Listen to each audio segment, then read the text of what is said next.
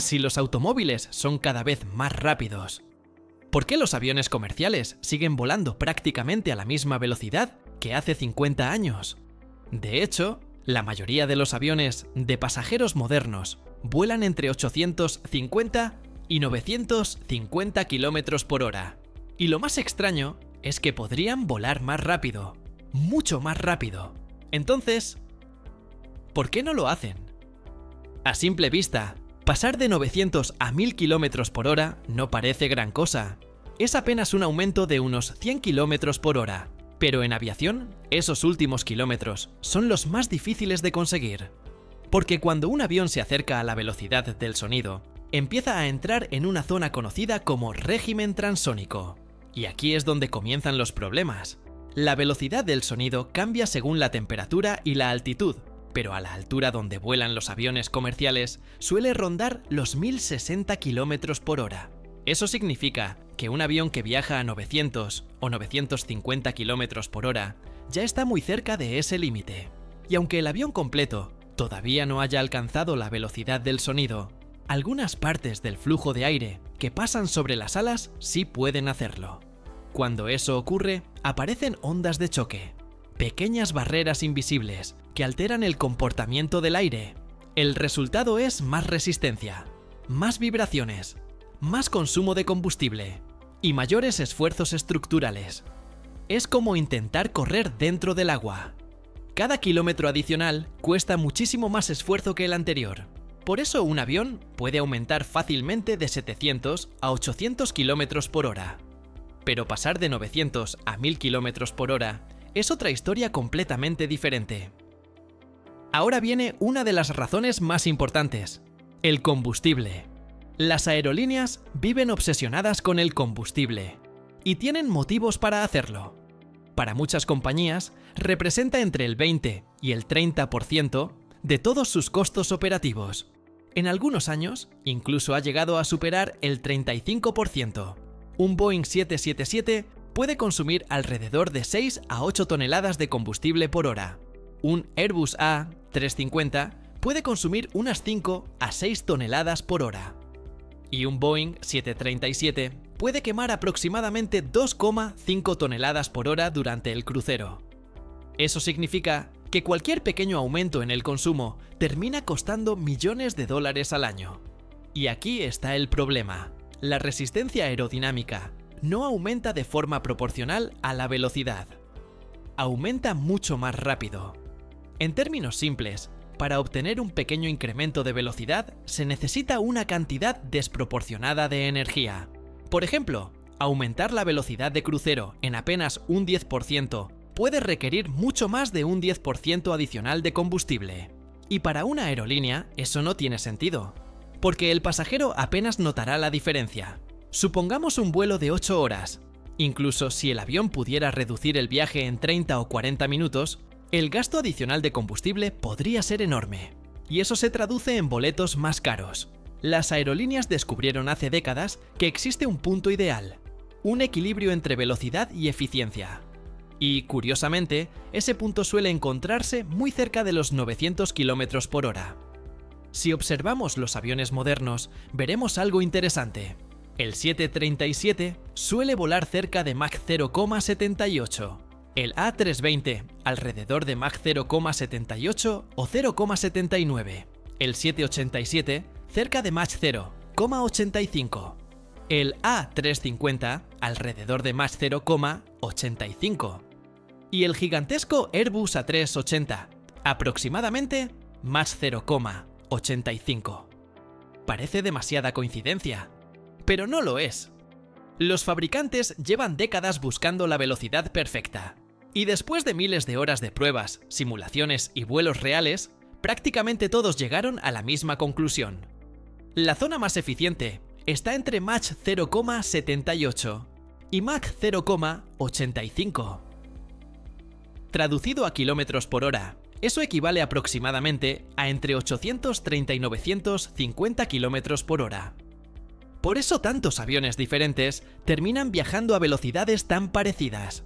No es casualidad. Es el punto donde la física y la economía están de acuerdo. Y eso no es todo. Los motores también tienen límites. Muchas personas creen que la velocidad depende únicamente de tener motores más potentes, pero los motores modernos ya son increíblemente potentes. Un motor General Electric GE 90 de un 777 puede generar hasta 115.000 libras de empuje. Es uno de los motores de aviación más potentes jamás construidos. Sin embargo, incluso con semejante potencia, el avión sigue volando cerca de los mismos 900 km por hora. ¿Por qué? Porque el problema ya no es el motor, es el aire. Puedes instalar motores más grandes, puedes quemar más combustible, puedes generar más empuje, pero cada vez que aumentas la velocidad, la resistencia también aumenta.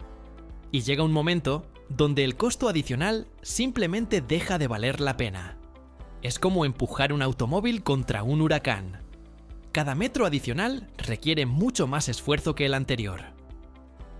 La altitud ayuda, pero no hace milagros. Una de las razones por las que los aviones comerciales vuelan tan alto es precisamente para reducir la resistencia.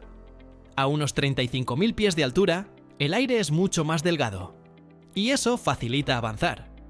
Por eso la mayoría de los vuelos de larga distancia operan entre 35.000 y 43.000 pies, pero incluso allí siguen existiendo límites. Porque al acercarse demasiado a la velocidad del sonido, aparecen nuevamente los problemas transónicos. Así que subir más alto no elimina el problema, solo lo retrasa un poco. Y ahora es que viene lo bueno, porque alguien sí intentó romper esta barrera: el Concorde. Probablemente el avión comercial más famoso de la historia. Mientras la mayoría de los aviones volaban a unos 900 km por hora, el Concorde podía superar los 2100 km por hora, más del doble. Podía cruzar el Atlántico en menos de 3 horas y media. Una hazaña impresionante incluso hoy. Entonces, si era tan rápido, ¿por qué desapareció? La respuesta es sencilla: dinero. Muchísimo dinero. El Concorde consumía cantidades enormes de combustible. Su mantenimiento era extremadamente costoso. Los boletos eran carísimos. Además, el famoso estampido sónico impedía volar supersónico sobre la mayoría de las zonas pobladas. Eso limitaba enormemente las rutas disponibles. Al final, el ahorro de tiempo no compensaba los costos, y las aerolíneas lo sabían. Por eso nunca vimos cientos de Concordes volando por el mundo. La velocidad era impresionante, pero el negocio no funcionaba.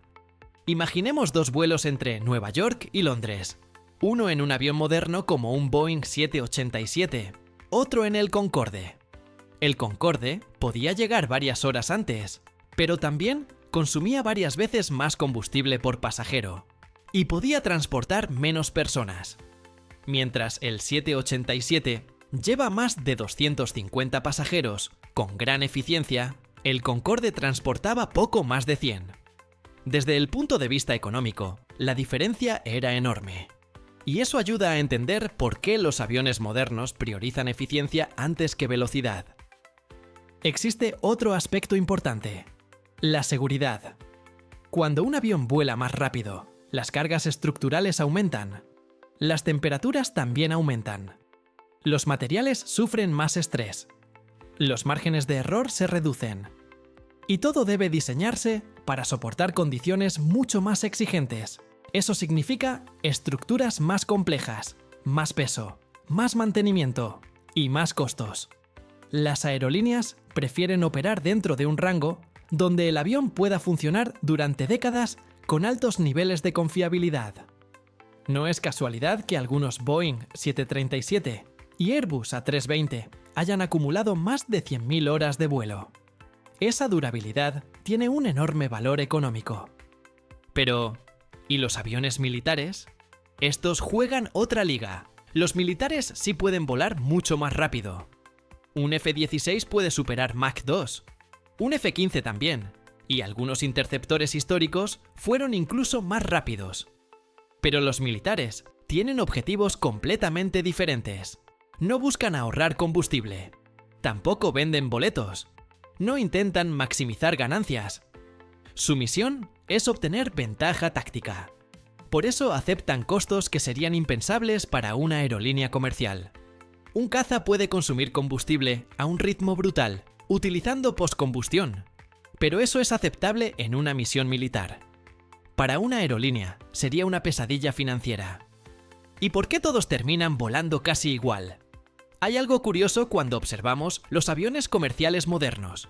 Un 737 MAX, un A321, un 787, un A350, incluso este enorme A380.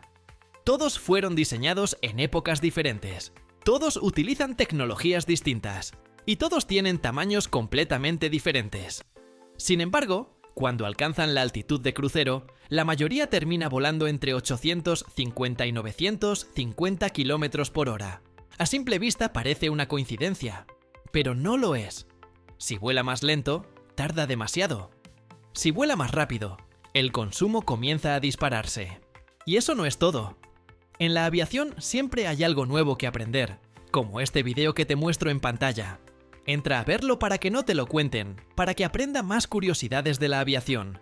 Y te leo en los comentarios.